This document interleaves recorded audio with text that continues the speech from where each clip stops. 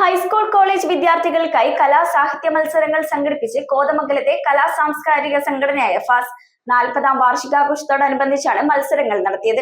കഥ, കവിത, ഉപന്യാസം, mobile photography, short film എന്നീ ഇനങ്ങളിലായിരുന്നു മത്സരങ്ങൾ. കലാസാംസ്കാരിക സംഘടനയായ ഫാസിന്റെ 40-ാം വാർഷികത്തോടനുബന്ധിച്ച് ഹൈസ്കൂൾ കോളേജ് വിദ്യാർത്ഥികൾക്കായി കലാസാഹിത്യ മത്സരങ്ങൾ സംഘടിപ്പിച്ചു. കോതമംഗലം നഗരസഭാ കൗൺസിലർ ഷിബു കുര്യാക്കോസ് മത്സരങ്ങളുടെ ഉദ്ഘാടനം നിർവഹിച്ചു. കലാവാസനകൾ തൊട്ടുണർത്തുന്നതിന് വേണ്ടിയിട്ടാണ് ഇതുപോലെയുള്ള മത്സരങ്ങൾ സംഘടിപ്പിക്കുന്നത്. കോതമംഗലം ഫൈൻ ആർട്സ് സൊസൈറ്റി ഇതുപോലെയുള്ള മത്സരങ്ങളും മറ്റ് പരിപാടികളും ഒക്കെ സംഘടിപ്പിച്ചുകൊണ്ട് വളരെയേറെ മുന്നേറിക്കൊണ്ടിരിക്കുകയാണ്.